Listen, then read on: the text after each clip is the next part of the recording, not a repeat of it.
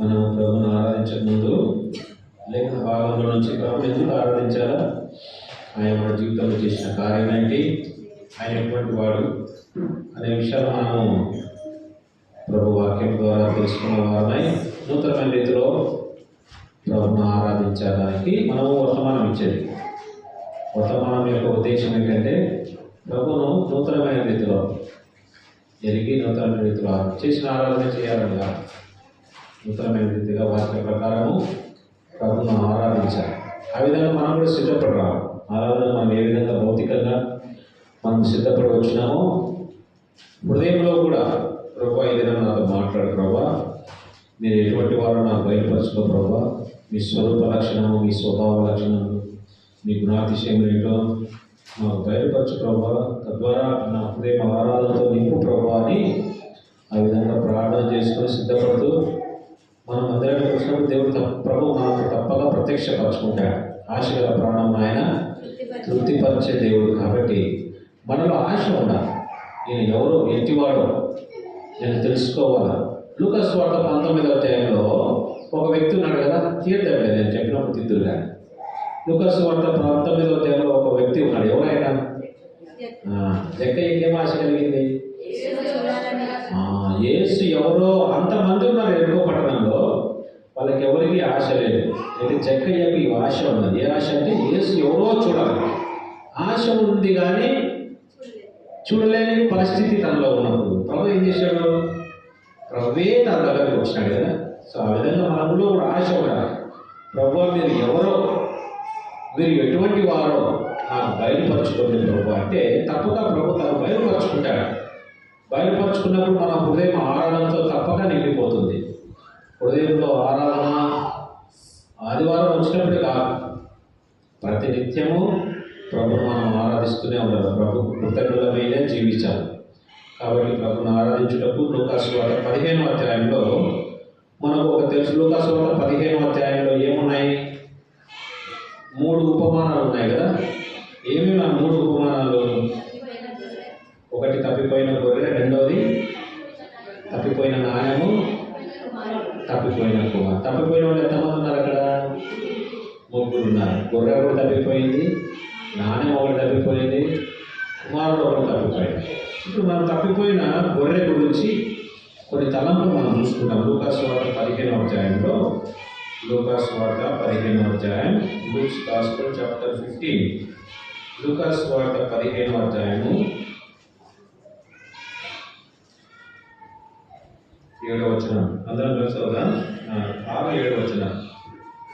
మీరు నాలో కూడా సంతోషించి తప్పిపోయిన నా కూడా దొరికినదని వారితో చెప్పను కదా.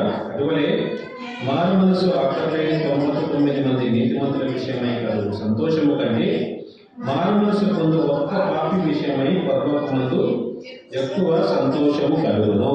చిన్న మాట ప్రార్థన చేసుకుందాం. ప్రేమ తండ్రి, పరిశుద్ధ దేవ, ఇంతవరకు శ్రేష్టమైన పాటల సమయాన్ని మాకు అనుగ్రహించినందుకు మీకు ఎంత వందనములు. ప్రభు ఆరాధనలో మేము ప్రవేశించకముందు మీ లేఖన భాగం నుంచి మీరెవరో మాకు బయలుపరచుకో ప్రభావ. మీ స్వరూపాన్ని వినిపించు ప్రభావ. మిమ్మల్ని మేము రుచి చూచుటకు ప్రభావ, మిమ్మల్ని తెలుసుకుని ఆరాధించుటకు ప్రభావ మా హృదయంలో మా తలంపులను సిద్ధపరచము ప్రభావ. మీరు మాత్రమే కనబడము, మీరు మాత్రమే బయలుపరచుకోవాల్సిందిగా ప్రార్థన చేస్తూ కనబడి చీకటి శక్తి వేసిన బంధిస్తూ వచ్చిన వారందరిని బట్టి మీకు ఎంత వదనలు, రావాల్సిన వారిని త్వరపెట్టి తీసుకురావాల్సిందిగా ప్రార్థన చేస్తూ మా హృదయంలో ప్రభావ ఆరాధనతో ఉపంగా చేయవలసిందిగా ప్రార్థన చేస్తూ ప్రభు యేసుక్రీస్తు వారి శ్రేష్టమైన ప్రార్థించి వేడుకుంటున్నాము తండ్రి. చదవబడిన లేఖన భాగంలో మనం ఒక మాట చూస్తున్నాం. ఇక్కడ మీరు నాతో కూడా సంతోషించుడి, తప్పిపోయిన నా గొర్రె దొరికినదని వారితో చెప్పును. తప్పిపోయిన నా గొర్రె దొరికినది. ఇక్కడ మనము కాపరి గురించి చూస్తున్నాం. ఒక కాపరి ఉన్నాడు ఇక్కడ. ఈ కాపరికి ఎన్ని గొర్రెలు ఉన్నాయి? ఎన్ని గొర్రెలు ఉన్నాయమ్మా? 100 గొర్రెలు ఉన్నాయి. 100 గొర్రెలు ఉన్నాయి కాపరికి. ఈ 100 గొర్రెల్లో ఒకటి తప్పిపోయింది. ఒక్కటి తప్పిపోయినప్పుడు కాపరి చేసిన 99 వదిలిపెట్టేసి ఒక్క గొర్రె దొరికేంత వరకు వెతుకుతున్నాడు. వెతికినప్పుడు వెతికి గొర్రె దొరికినప్పుడు సంతోషిస్తున్నాడు. ఇక్కడ కాపరి 3 పొజిషన్స్ అంటే 3 స్థితులలో మనకు కనబడుతున్నాడు. కాపరి 3 స్థితులు ఉన్నాయి ఇక్కడ. ఏంటి ఆ స్థితులు అంటే, ఆ కాపరి మొట్టమొదటిగా ఈ కాపరి ఏం చేస్తుందంటే, గొర్రె తప్పిపోయిన గొర్రెను వెదికే పరిస్థితిలో ఈ కాపరి ఉన్నాడు. తప్పిపోయిన గొర్రెను వెదికే పరిస్థితిలో ఉన్నది. గొర్రె తప్పిపోయింది, ఈ గొర్రెను వెతుకుతున్నాడు ఆయన. దొరికినప్పుడు సంతోషముతో, మొట్టమొదటిగా గొర్రె తప్పిపోయిన గొర్రెను వెతుకుతున్నాడు. ఎంతవరకు వెతుకుతున్నాడు ఆయన? దొరికి వరకు వెతికినాడు. దొరికినప్పుడు ఏం చేసినాడు? దొరికినప్పుడు టెన్షన్ ఉంటుంది కదా, వెతికి కష్టం ఉంటుంది. ఎక్కడెక్కడో వెతికినాడు. అడవుల్లో, లోయల్లో, చెట్లలో. సో వెతుకుతున్నాడు. మొట్టమొదటిగా వెతికినాడు. దొరికినప్పుడు సంతోషించి అక్కడే వదిలిపెట్టి వెళ్ళిపోయాడా? ఏం చేశాడు ఆయన? తన భుజముల మీద మోసుకొని తిరిగి వచ్చినాడు ఆయన. ఇది 3 స్థానాల్లో ఉన్నాడు కాపరి. మొట్టమొదటిగా వెతికే స్థానంలో ఉన్నాడు. వెతికేటప్పుడు తనలో సంతోషం లేదు, తనలో కష్టం ఉన్నది, తనలో దుఃఖం ఉన్నది. ఎంత కఠినమైన పరిస్థితులైనా కానీ ఆయన ఓర్చుకున్నప్పుడు దొరికేంత వరకు మధ్యలో వదిలిపెట్టలే. ఇంకా దొరుకుతాదో లేదో అని మధ్యలో వదిలిపెట్టి, మనమైతే ఏం చేస్తాం, వదిలిపెట్టి వెళ్ళిపోతాం మధ్యలో. అయితే ఆయన వదలదు. దొరికేంత వరకు వెతికినాడు. వెతికిన తర్వాత ఏం చేశాడు ఆయన? సంతోషించిన తర్వాత తన భుజముల మీద మోసుకొని వచ్చినాడు.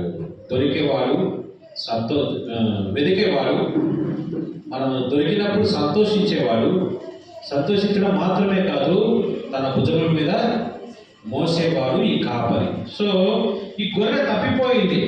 గొర్రె తప్పిపోయేదానికి కారణం ఏంటి?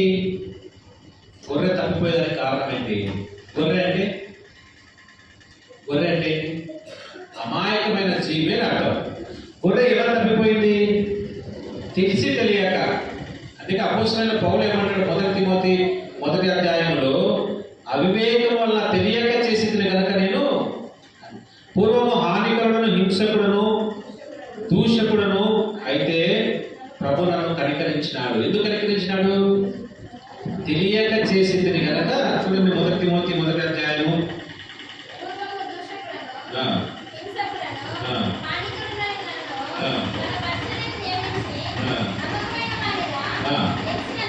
నమ్మకమైన వాడిగా ఇచ్చినందుకు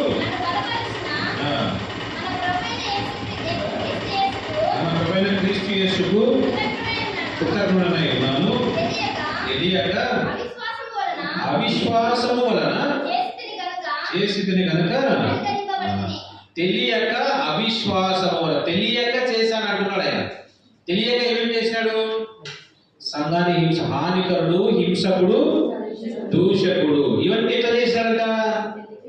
నాకు తెలియక చేసి. నేను ఒక గొర్రె వలె చేసినాను. నేను గొర్రె వలె ఏమి చేస్తాను కాబట్టి నా ప్రభు ఏం చేశాడంటే నన్ను కనికరించినాడు. మనమందరము గొర్రెల వలె తప్పిపోతిమి అని యెషయా గ్రంథం 53వ అధ్యాయం 6వ వచనం. మనమందరము గొర్రెల వలె త్రోవ తప్పిపోతిమి, మనలో ప్రతివాడు తనకి ఇష్టమైన త్రోవకు తొలగెను. యెహోవా మనందరి దోషములను ఆయన పైన మోపెను. తెలియక అవిశ్వాసముతో మనము నిజమైన దేవుడు తెలిసి తెలియక, పాపం అంటే ఏంటో తెలిసి తెలియక, దేవుడు అంటే ఎవరో తెలిసి తెలియక, పరిశుద్ధత అంటే ఏంటో తెలిసి తెలియక మనం ఏం చేసామంటే పాపులుగా జీవించినాం ఈ లోకంలో. గొర్రె వల్ల మనం కూడా తప్పిపోయినాం. ఏది పరిశుద్ధత అంటే అది, ఏది సంతోషం అంటే అది చేస్తా వచ్చు. అది పాపం వల్ల మనకు తెలియక అవిశ్వాసం వలన మనము కూడా గొర్రె వల్ల త్రోవ తప్పిపోయినప్పుడు ఈ కాపరి ఏం చేశాడంటే మనల్ని కూడా వెతికినాడు. అపోస్తలుడైన పౌలు వెతికినాడు. పౌలు ఎక్కడ కనుక్కున్నాడు? ఆయన దమస్కు మార్గంలో తనను ఎదుర్కొన్నాడు. దమస్కు మార్గంలో పౌలు తనకు ఎదురుపడ్డాడు. అక్కడ తనను సంధించినాడు. కాబట్టి మనము కూడా గొర్రె వల్ల త్రోవ తప్పిపోతుంది. మనలో ప్రతి వారము త్రోవ తప్పిపోయినటువంటి వారమే. అయితే మన ప్రభు మనల్ని వెతికినాడు. ఎంతవరకు వెతికినాడు? ఈ మాత్రం గుర్తుపెట్టుకోవాలి. ఎంతవరకు వెతికినాడు? ఆయన దొరికే వరకు వెతికినాడు.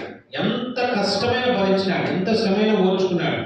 సో ఏ విధంగా మనం తప్పిపోయామంటే కీర్తన గ్రంథం 58వ కీర్తన మానవుడు దేవుని దగ్గర నుంచి తప్పిపోయేదానికి కారణం ఏంటి? 58వ కీర్తన 3వ వచనం. 58.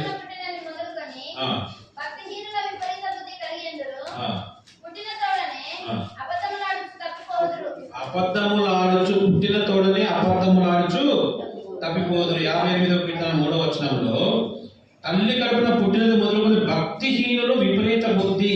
భక్తిహీనులు ఏం చేస్తారంటే పుట్టిన తోడని అబద్ధములాడుచు తప్పిపోతారు.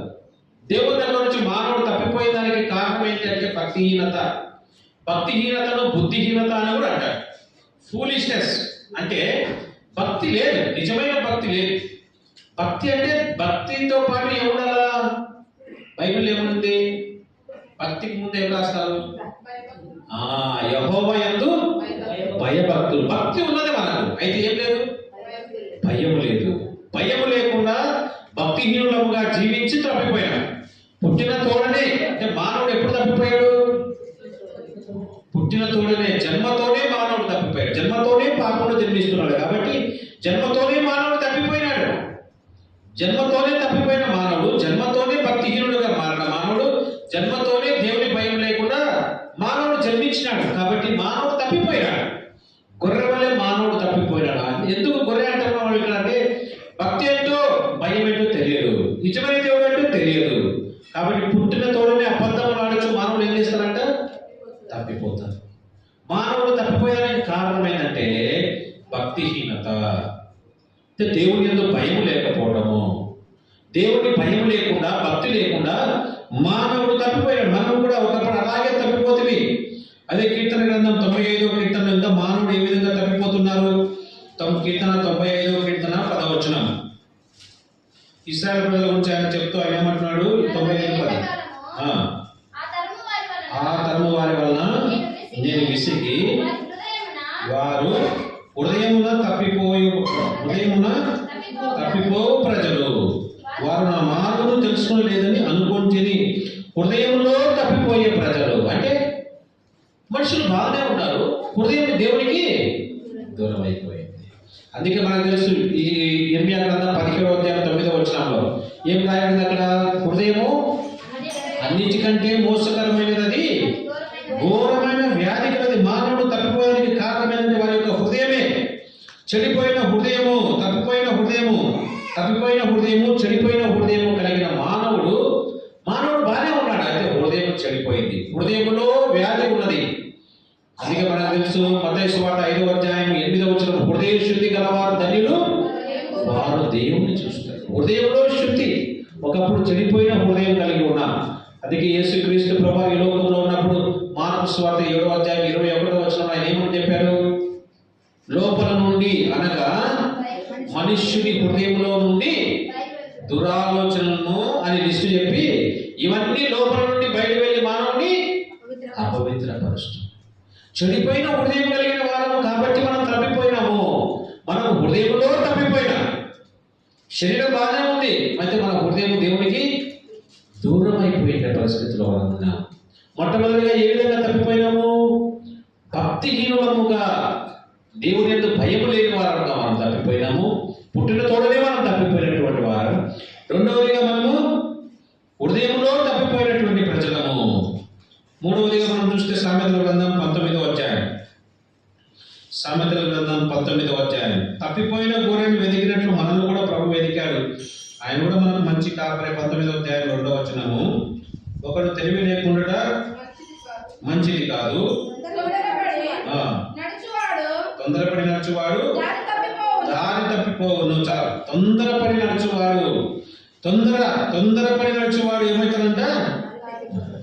తెలివి లేకుండా తొందరపడి నడిచి పైన తెలివి లేకుండా, దేవుడి గురించిన జ్ఞానం లేదు, దేవుడి గురించిన తెలివి లేదు. దేవుడి గురించిన జ్ఞానము, దేవుడి గురించిన తెలివి అంటే ఏంటంటే రక్షణ జ్ఞానము లేదు. రక్షణ ఆయనను ఎరగలేని పరిస్థితుల్లో మనం ఉన్నాం. దేవుడిని తెలుసుకోలేని నిజ స్థితిలో, నిజమైన దేవుడు ఎరగలేని స్థితిలో ఉండి మానవుడు తప్పిపోయాడు. మొట్టమొదటిగా భక్తిహీనులుగా, ఈ లోకంలో పాపులుగా జన్మించి మానవుడు తప్పిపోయాడు. భక్తి లేని వాడుగా జన్మించి పుట్టిన తోడనే అబద్ధములు ఆడొచ్చు, జన్మనే పాపపు జన్మ, అటు విధంగా తప్పిపోయినా. రెండవదిగా మన హృదయంలో పాపం ఉన్నది, హృదయంలో దోషం ఉన్నది, హృదయంలో రోగం ఉన్నది. ఆ రోగము మానవుని త్రోవ తప్పించేసింది. మూడవదిగా మనం చూస్తే దేవుడి గురించి తెలివి లేదు. నిజమైన దేవుడు ఎరుగలేని దుస్థితిలో ఉన్నా, అక్కడ దేవుడు ఉన్నాడు, ఇక్కడ దేవుడు ఉన్నాడు అని ప్రతి ఒక్క దగ్గర పరిగెత్తినా. మనము దేవుడిని వెతుకుతా వచ్చినాము, అయితే దేవుడే మనల్ని వెతుకుతా వచ్చిన విషయం మనకు తెలియకపోయింది. నిజమైన దేవుడు ఎవరో ఎరుగని దుస్థితిలో మానవుడు తప్పిపోయినాడు. ఇది నాలుగవదిగా మనం చూస్తాం. ఐదవదిగా మనం చూస్తాం హోషేయ గ్రంథం 7వ అధ్యాయం. హోషేయ గ్రంథం 7వ అధ్యాయం 13వ వచనంలో మానవుడు ఇంకా ఏ విధంగా చెప్తున్న దానియేలు గ్రంథం తర్వాత హోషేయ గ్రంథం ఉంటుంది. 7వ అధ్యాయం 13వ వచనం. వారికి శ్రమ కలుగును, వారు నన్ను విసర్జించి తప్పిపోయినారు. దేవుణ్ణి కాదనుకొని మానవుడు తప్పిపోతున్నాడు. దేవుడు అంటే ఎవరో ఎరగకుండా తప్పిపోయినారు మానవుడు. తర్వాత దేవుని విసర్జించి, నువ్వు నాకు అవసరం లేదా, పక్కన ఉండు, నీతో నాకు పని లేదు, ఇప్పుడే నా ఇష్టానుసారంగా నేను బ్రతుకుతాను అని దేవుడిని విసర్జించి మానవుడు తప్పిపోయినారు. ఈ విధంగా 5 రకాలుగా మానవుడు తప్పిపోయినా మనం. గొర్రె ఏ విధంగా తప్పిపోయిందో మనము కూడా ఈ 5 విషయాలలో మనం తప్పిపోయినాం. మొట్టమొదటిగా భక్తిహీనత చేత, అంటే పుట్టిన పాపములో జన్మిస్తున్నాం కాబట్టి, భక్తిహీనులంగా మనం జన్మించినాం కాబట్టి, పాపులంగా జన్మించినాం కాబట్టి మనం తప్పిపోయినాం. రెండవదిగా మన హృదయంలో మనం తప్పిపోయినాం. హృదయం శుద్ధి లేదు. హృదయంలో నుంచి పాపము, హృదయంలో నుంచి దురాలోచనలు, హృదయంలో నుంచి చెడు తలంపులు ఇవన్నీ రావడం వల్ల మనం తప్పిపోయినాము. హృదయంలో వ్యాధి ఉన్నది. ఈ వ్యాధి మనము దేవుడి నుంచి తప్పించి వేసింది. అయితే హృదయ శుద్ధి కలగజేసేదానికి ఆయన ఈ లోకానికి వచ్చినాడు. మూడవదిగా మనం ఏ విధంగా తప్పిపోయినాము? తెలివి లేకుండా మనం తప్పిపోయినాం. నిజమైన దేవుని ఎరగలేని దుస్థితిలో మనం ఉండి తప్పిపోయినాము. నిజమైన దేవుడు ఎరగలేదు, దేవుడు ఎవరో తెలియదు.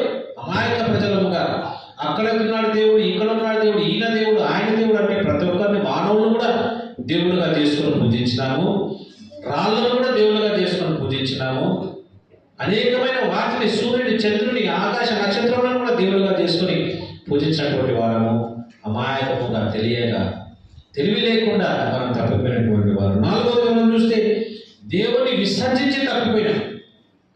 దేవుని వద్దనుకొని కాలదని ఆయన తప్పిపోయినాము. ఇంకా మనం చూస్తే హెచ్కేల్ గ్రంథం 45వ అధ్యాయము, హెచ్కేల్ గ్రంథం 45వ అధ్యాయము 20వ వచనంలో మానవుడు ఏ విధంగా తప్పిపోయినాడంటే, 45వ అధ్యాయం 20వ వచనం, తెలియక తప్పిపోయిన వారిని విడిపించినట్లుగా మందిరంలో ప్రాయశ్చిత్తం చేయటకై నెల 7వ దినం అలా తెలియక తప్పిపోయిన అమాయకత్వము, గొర్రెవలే తెలియక, ఏది పాపమో తెలియదు, ఏది పరిశుద్ధతో తెలియదు, ఏది దేవుడు. మనం ఇంతకు చదువుకున్నాం కదా, మొదటి తిమోతి 1వ అధ్యాయం 15వ వచనంలో, తెలియక అవిశ్వాసం వల్ల చేసింది కనుక కనికరింపబడితేనే.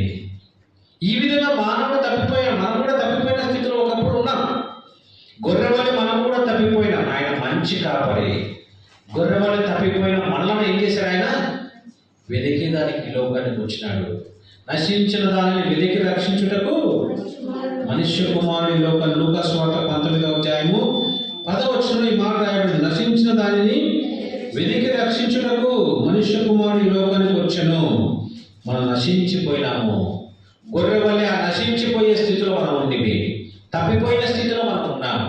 అయితే మనల్ని వెతికి రక్షించుటకు ఆయన ఈ లోకానికి వచ్చినాడు. మనము ఎక్కడో తప్పిపోయినటువంటి వారము. అయితే ఈ కాపరి ఏం చేశాడంటే, వెతికి రక్షించడానికి ఆయన ఈ లోకానికి వచ్చినాడు. ఆయన మంచి కాపరిగా ఆయన ఈ లోకానికి వచ్చినాడు. మంచి కాపరి. ఈ కాపరి ఏం చేస్తాడంటే, గొర్రెలను దొరికే వరకు వెతికినాడు.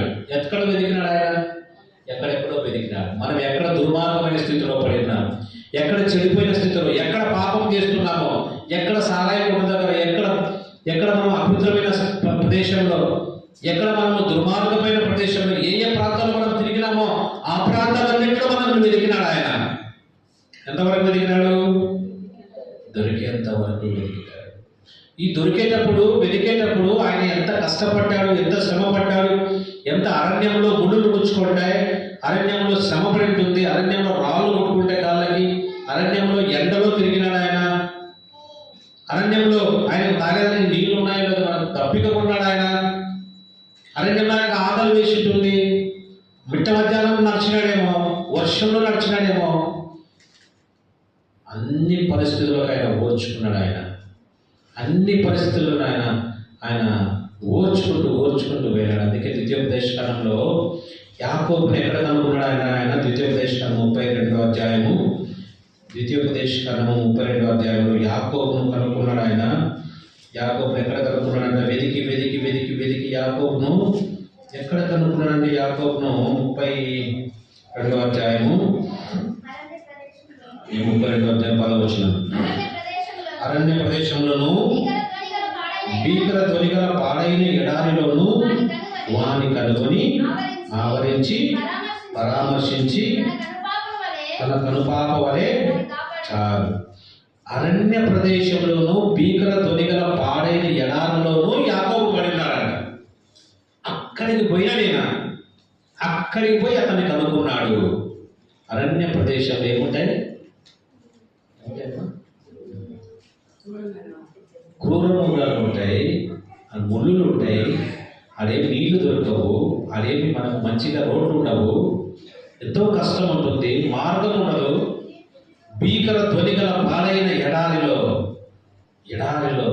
భీకర ధ్వనిగల అరణ్య ప్రదేశంలో అక్కడ కనుక్కున్నాడంట దావీదును. మనం కూడా దావీదులాగా యాకోబులాగా మనం కూడా చనిపోయినటువంటి వారమే. అటువంటి పరిస్థితుల్లో మనం కూడా పడి ఉన్నాం. అక్కడి కనుక్కునే దానికి వచ్చాడంట ఆయన. ఎక్కడ మనల్ని కనుక్కున్నాడు ఆయన? కల్వరి శిలువలో ఆయన పడ్డ శ్రమలు, ఆయన పడ్డ వేదన, అవన్నీ వేదనలు, ఆ శ్రమలన్నీ పొందినాక మనల్ని కనుక్కున్నాడు. అరణ్య ప్రదేశంలో భీకర ధ్వనిగల పాలైన ఎడారిలో దప్పిగా ఉన్నాడు ఆయన శ్రమను ఓర్చుకున్నాడు, ఆయన కష్టాన్ని పొందినాడు. అక్కడ ఆ గొర్రెని ఎక్కడ కనుక్కున్నాడు అంటే తప్పిపోయిన దగ్గర దొరికాడు. ఆ కలవరిశిలో మనకు దొరికేంత వరకు మన శిక్ష, మన బాధ, మన అవమానము, శ్రమలు, వేదన సమస్తాన్ని భరించినాడు మన కొరకు. మన అతిక్రమ క్రియల కొరకు ఆయన గాయపరచబడ్డాడు, మన దోషముల కొరకు ఆయన నల్లగొట్టబడ్డాడు, మన సమాధానాత్మక శిక్ష ఆయన పైన పడింది.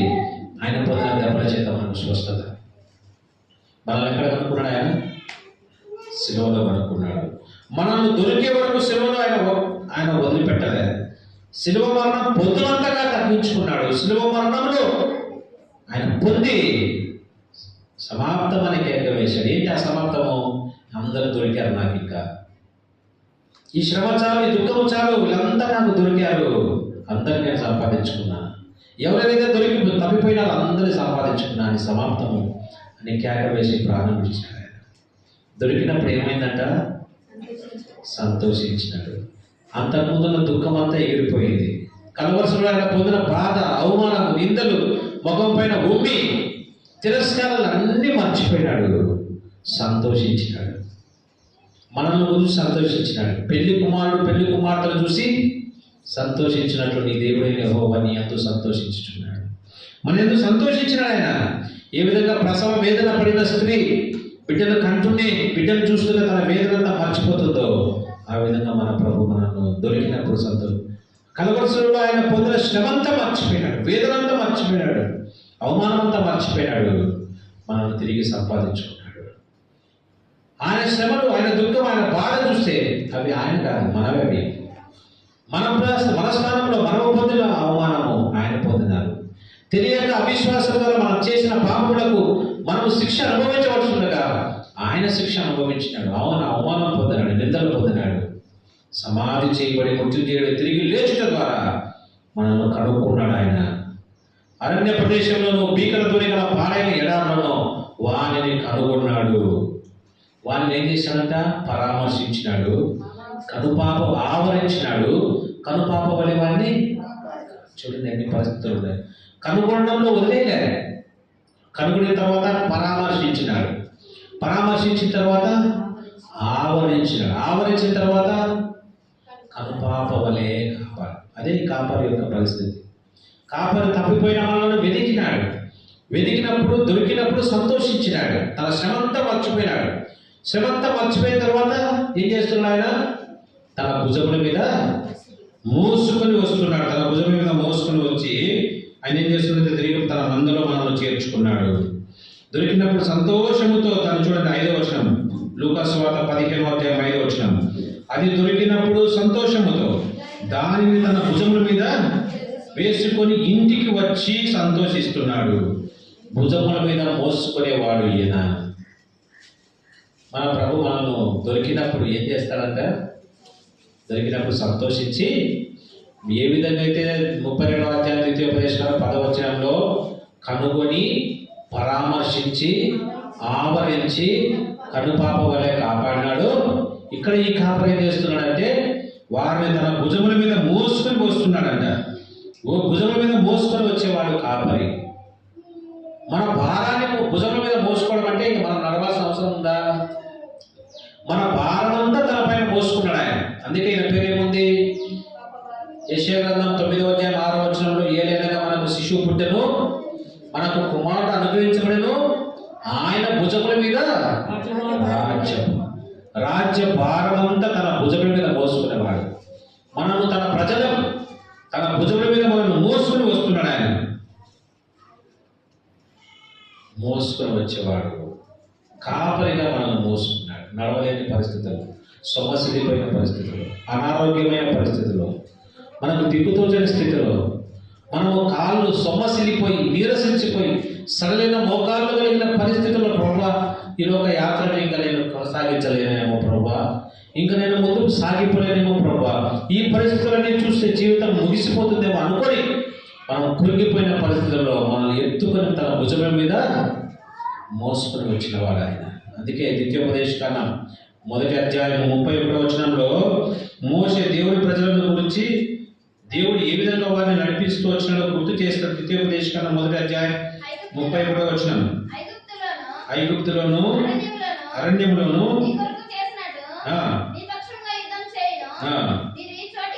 మీరు ఈ చోటికి చేరు వరకు మీరు వచ్చిన మార్గమంతటిలోను ఒక మనుషుడు తన కుమారుని ఎత్తుకున్నట్లు మీ దేవుడైన యెహోవా మిమ్మల్ని ఎత్తుకొని వచ్చాడు. ఎంతవరకు? ఈ చోటికి మీరు చేరు వరకు. ఒక మనుషుడు తన కుమారుడు నడవలేకపోతే ఏ విధంగా ఎత్తుకుంటాడో, ఏ విధంగా ఈ చిన్న కాలం అడ్డం వస్తే దాటలేకపోతే ఏ విధంగా ఎత్తుకొని దాటిస్తాడో, ఏం చేశాడంటైనా ఎత్తుకొని వచ్చినాడు. జ్ఞాపకం చేసుకో, మర్చిపోవద్దు. ఈ రోజు వరకు, మీరు దొరికిన రోజు నుంచి ఈ రోజు వరకు సంతోషించడం మాత్రమే కాదు, తన భుజముల మీద మిమ్మల్ని మోసుకొని వచ్చినాడు, ఎత్తుకొని వచ్చినాడు. ఏ విధంగా అంట? తండ్రి తన కుమారుని ఏ విధంగా ఎత్తుకున్నాడో మీ దేవుడైన యెహోవా మిమ్మల్ని ఆ విధంగా ఎత్తుకొని వచ్చినాడు ఆయన. ఒకసారి మీ యొక్క గడిచిన స్థితి చూసుకుంటే, నా యొక్క గడిచిన స్థితి చూసుకుంటే, ఎన్నిసార్లు మనము కృంగిపోయినా, ఎన్నిసార్లు బాధపడ్డా, ఎన్నిసార్లు ప్రభా ఏంటి పరిస్థితులు, ఎందుకు నాకు ఈ కష్టము శ్రమలు, అప్పుడు ఎందుకు అనారోగ్యాలు, ఎందుకు ఈ మరణాలు అని మనము బాధపడినప్పుడు ధైర్యపరిచిన వాడు మనల్ని భుజము తట్టి ధైర్యపరిచి ముందుకు సాగిపోయేలాగా మోసుకుని వచ్చి ఈ దినం వరకు తన భుజముల మీద మనం మోసుకుని వచ్చిన ఈ కాపరి.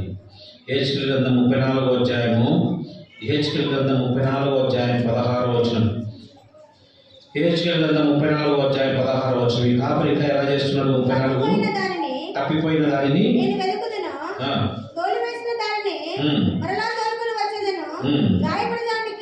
గాయపడిన దానికి కట్టుకట్టుదును. చాలు చాలు. తప్పిపోయిన దానిని నేను వెతుకుదును, తోలివేసిన దానిని మరలా తోడుకొని వచ్చేదను, గాయపడిన దానికి. అనేక సార్లు శారీరకంగా గాయపడ్డాము, మనస్సు గాయపడింది, ఆత్మీయంగా గాయపడ్డాము. గాయము చేయువాడు ఆయనే, గాయములు కట్టువాడు ఆయనే. మనం గాయపడ్డాం, మన హృదయం గాయపడింది. సూటిపోటు మాటల ద్వారా, అవమానముల ద్వారా, నిందల ద్వారా మనం అనేక సార్లు గాయపడటం ద్వారా. అయితే మన గాయాలన్నీ కట్టి ఏం చేశాడు ఆయన? తన భుజముల మీద మోసుకొని వచ్చినాడు. గాయపడిన దానికి కట్టు కట్టాడు ఆయన. ఏ విధంగా అయితే లూకా సువార్త 10వ అధ్యాయంలో ఒక మనుషుడు యెరూషలేము నుంచి ఎరుకోకపోతూ దొంగల చేతులు చిక్కాడు, వాడిని ఏం చేశాడు ఈయన? వాని గాయములు కట్టి తన గాడిద మీద ఎక్కించుకొని పూట పూర్ల వాని ఇంటికి వచ్చాడు. వారి గాయములు కట్టి వదిలిపెట్టలే, తన స్థానం మీద తను ఎక్కించుకున్నాడు, తన గాడిద మీద ఎక్కించుకున్నాడు ఆయన. అతను నడవాల్సిన అవసరం లేదు. ఇప్పుడు తన భారమంతా గాడిద పైన మోపాడు ఆయన. గాయములు కట్టిన గాయములు కట్టి తోలు వేసుకుని వచ్చినాడు. మనిషి కుమారుడు ఎత్తుకుని వచ్చినట్టు ఎత్తుకుని వచ్చినాడు. ఇంకా ఏ విధంగా మోసినాడు ఈయన మనల్ని? ద్వితీయోపదేశకాండం 32వ అధ్యాయము, ద్వితీయోపదేశకాండం 32వ అధ్యాయం 11వ వచనం. పక్షిరాజు తన గూడును రేపి తన పిల్లల పైన అలాడుచు రెక్కలు చాపుకొని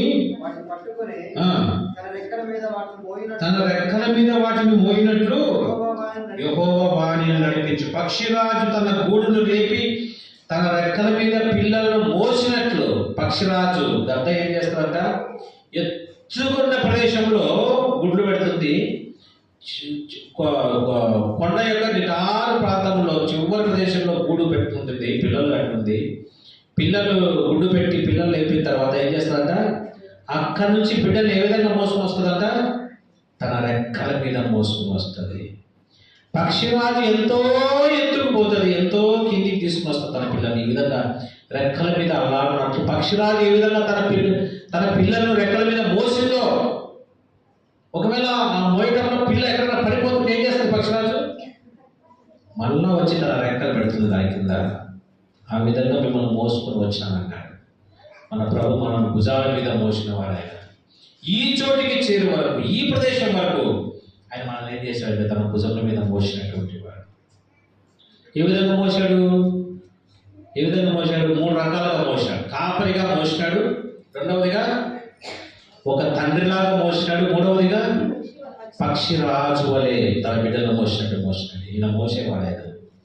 అందుకే ఈయన పేరు ఏం పేరంటే షెకెము. షెకెము అంటే అర్థం ఏంటంటే భుజము అని అర్థం.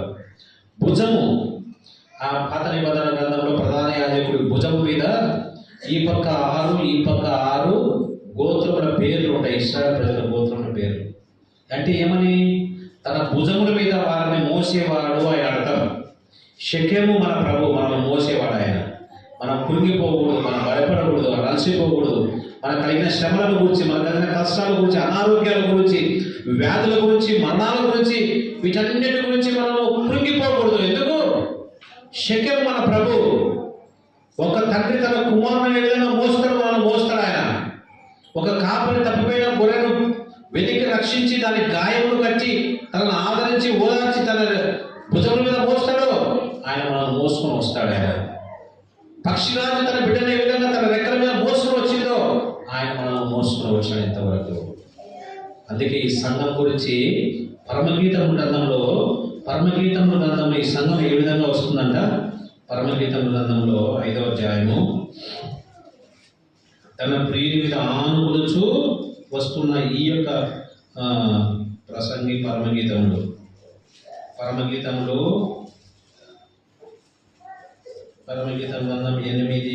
అధ్యాయము 5వ వచనం. తన ప్రియుని మీద ఆనుకొని అరణ్య మార్గంలో వచ్చున్నది ఎవరైతే, తన ప్రియుని మీద ఆనుకొని, మన ప్రియుడు ఆయన పైన ఆనుకొని వస్తున్నాం. ఎందుకు ఆనుకుంటున్నాం? మన భారం మోసేవాడు, మన గాయములు కట్టేవాడు, మనల్ని ఆదరించేవాడు, మనల్ని ఎత్తుకొని వచ్చేవాడు. మీరు ఈ చోటికి వచ్చేవారు వరకు ఎత్తుకొని వచ్చినాడు. కాబట్టి ఈ కాపరి తప్పిపోయిన గొర్రెను వెతికినాడు. ఎంతవరకు వెతికినాడు? దొరికేంత వరకు వెతికినాడు. దొరికినప్పుడు ఏం చేశాడు? సంతోషించినాడు. తన దుఃఖం అంతా మర్చిపోయాడు. సిలువలో ఆయన దాహం కొన్నాడు, సిలువలో అవమానం పొందినాడు. అరణ్య మార్గం అని భీకర ధ్వనిగల పాడైన ఎడారి లాంటి సిలువలో మనల్ని కనుగొన్నాడు. దొరికినప్పుడు సంతోషించినాడు. సంతోషించడం మాత్రమే కాదు, ఇంతవరకు ఆయన మనల్ని మోస్తున్నాడు, మన భారం భరిస్తున్నాడు, మనల్ని రక్షించినాడు, అనేకసార్లు ధైర్యపరిచినాడు, అనేకసార్లు ఆదరించినాడు, అనేకసార్లు మన గాయములు కట్టినాడు, అనేకసార్లు మనల్ని ధైర్యపరిచినటువంటి వాడు. కాబట్టి ఇటువంటి కాపరిని మనం కలిగి ఉన్నాం. కాపరి యొక్క 3 స్థితులు మనం చూసినాం. వెతికే కాపరి, దొరికేంత వరకు వెతికినాడు. రెండవదిగా దొరికినప్పుడు సంతోషించిన కాపరి, తన దుఃఖమంతా మర్చిపోయినాడు. దొరికిన తర్వాత తన భుజముల మీద మోసుకుని వస్తున్నాడు. ఎంతవరకు మోసుకుంటూ వస్తున్నాడు? తన ఇంటికి వచ్చేంత వరకు. ఎక్కడ మన ఇల్లు? అందుకే 73వ కీర్తన 24, 25 వచనంలో నీ ఆలోచన చేత నీవు నన్ను నడిపించదవు, తర్వాత నీ యొక్క సన్నిధిలో నన్ను చేర్చుకుంటావు, ఆకాశమందు నీవు నాకుండగా ఈ లోకంలో నాకు ఏది అక్కడ 73, 24 చదవమ్మా. నీ ఆలోచన చేత నీవు నన్ను నడిపించదవు, తర్వాత చాలు, తర్వాత నీ మహిమలో నన్ను చేర్చుకొందువు. ఎంతవరకు నడిపిస్తాడు?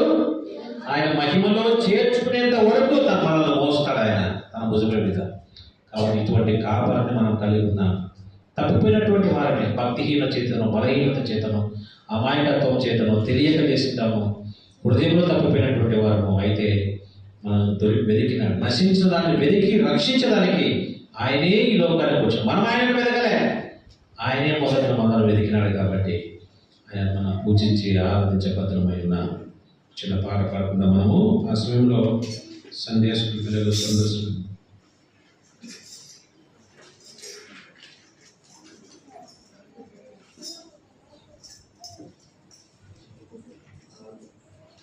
దేవాది తలపు అమూల్యమైన వినాయకుడు.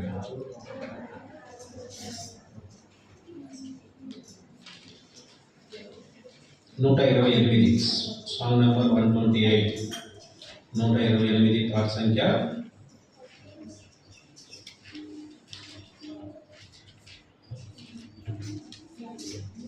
మొదటి 2 వచనాలు 5, 6 వచనాలు. మొదటి 2 వచనాలు 5, 6 వచనాలు. మొదటి 2 చరణాలు 5, 6 చరణాలు పాడుకుంటాం. 5, 6 పాడేటప్పుడు లేచి నిల్చొని పాడుకుంటాం. అప్పుడు సందేశకులు వెళ్తారు. అంటే